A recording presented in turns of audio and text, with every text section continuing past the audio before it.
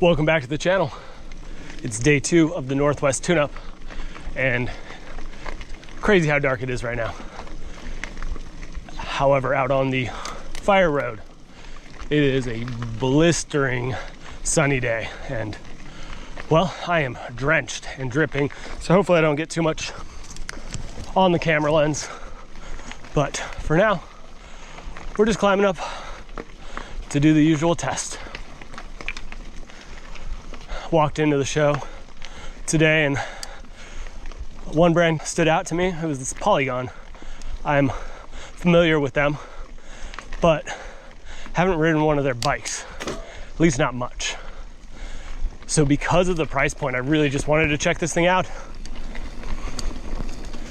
It has boxed Performance Elite suspension and a Shimano XT drivetrain with some pretty decent TRP brakes, so that's a lot of bike.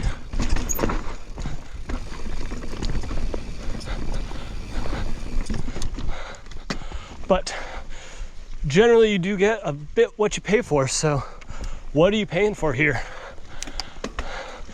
First thing on the climb, I am surprised the seat tube angle seems steep enough.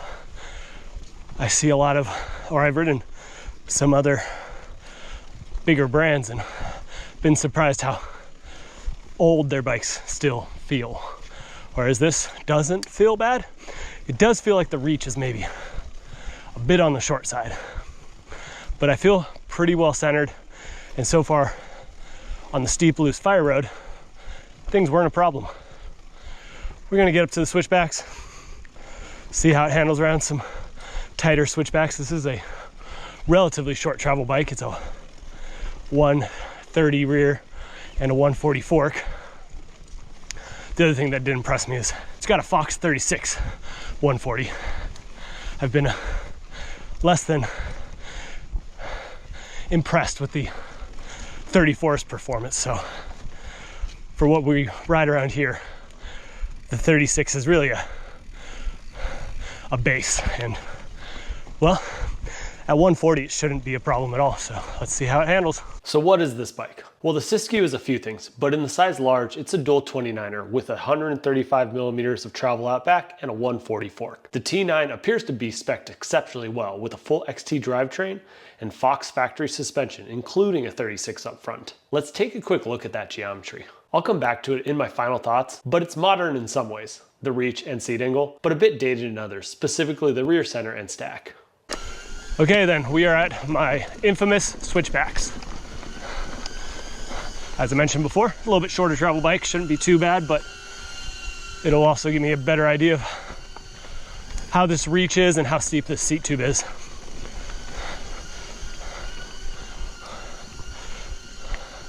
Defire sent me these sweet park pants, but they're a little bit slidey on the saddle, which can be an issue when you're leaning forward or going around tight switchbacks like this.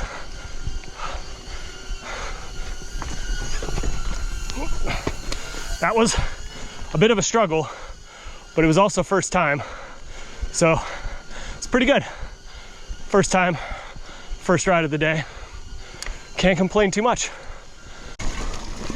All right, and we pop out into the sun. It's actually not too bad from this angle. It's still pretty early in the day.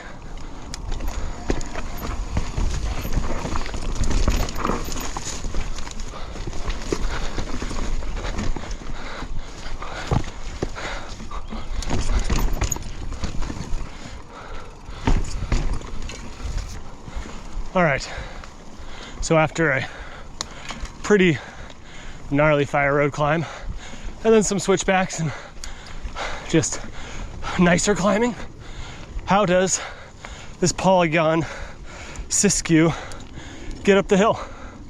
Well, I'm pretty impressed. It's definitely not gonna blow the doors off anything, but it is pretty good for body position. You definitely feel it wallow a little bit on the steppier technical parts, but overall the traction is really good.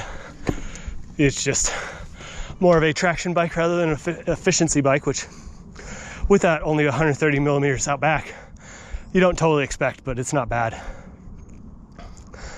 So as far as body position, it's gonna be up there. It's better than what was the average. I may need to bring all of those scores down, but it's better than that.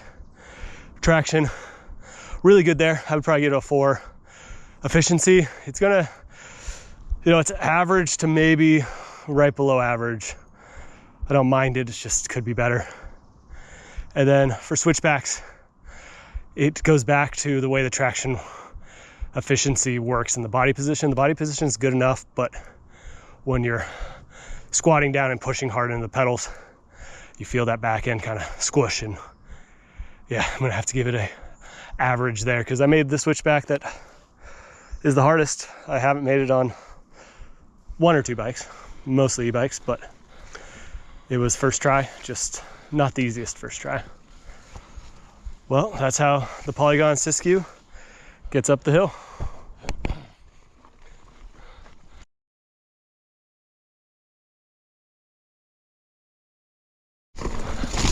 Well, let's get into the fun stuff. Let's get into how this thing descends. It's not bad, but it's also not going to impress. Through the chunk, the suspension gives up its travel easily.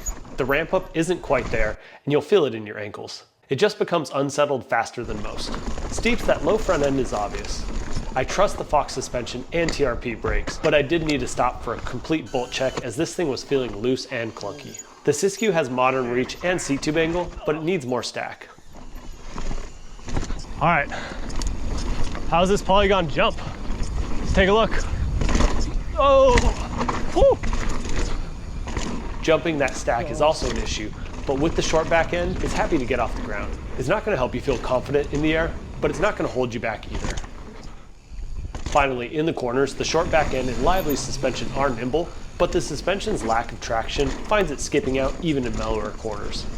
Overall, the Siskiu lends itself to more tame terrain and a competent rider. The price says beginner, but it's not gonna hold your hand like a lot of bikes in this 140 to 160 all-mountain category will. So how's it look in the Loam library? Well, honestly, pretty bad. The frame geometry felt new in some areas, but old in others. You do get a solid spec, but the wheels and tires are obvious cost cutting. You also can't ignore the quality of the frame. This is a demo bike, but it's also a good indicator of potential issues and maintenance needs. All right, a little bit less bike than I like for this feature, but it is something I've done. Whew. Final thoughts on who is this bike for? Spec is good, but not great, especially if you look at other current sale bikes. When we get back to some sort of equilibrium, I do think the value proposition will increase, but for now, the frame is a big downside. Geometry-wise, I don't mind the short back end, but the low stack doesn't help for what I ride. It's not gonna hurt you on the climbs, but it may not be as comfortable as some. For a long time, bikes got longer, lower, and slacker. I think we've hit some limits of that, and now they need balance. The first step there was longer rear centers, and I believe manufacturers are now finding there's also a need for a taller stack. For a long time, head tubes got shorter in order to preserve the geometry of 26-inch bikes. Some brands like Evil understood this wasn't the way to go, but now everyone from Trek to Santa Cruz are increasing stack. Quality-wise, there are already some worrying issues. The rear hub was toast, and the lower shock hardware had play. To be honest, there was probably more play to be found, and this could be a sign of needing replaced bearings or more hardware. With the frame and those parts like the wheels and tires, you should start to question the value proposition. Polygon does give a 10-year warranty, which I think is plenty. The idea of a lifetime warranty seems to ignore the reality, and I've also heard the phrase lifetime of the product, enough to know better. So these are more my final thoughts, because honestly I can't recommend this bike. If you still want to pick one up though, or anything from Bikes Online, please use the links below. But as long as the bike industry is overstocked, there are likely better options. I'm sorry if that's not what you wanted to hear, but thanks for watching, and please subscribe for more honest and independent reviews. Please like and comment with the bikes you'd like to see reviewed. And if you need anything, shopping through the link in the description and on my channel's page does a ton to keep the lights on. Now get out there, go fast, and take chances. See you next week.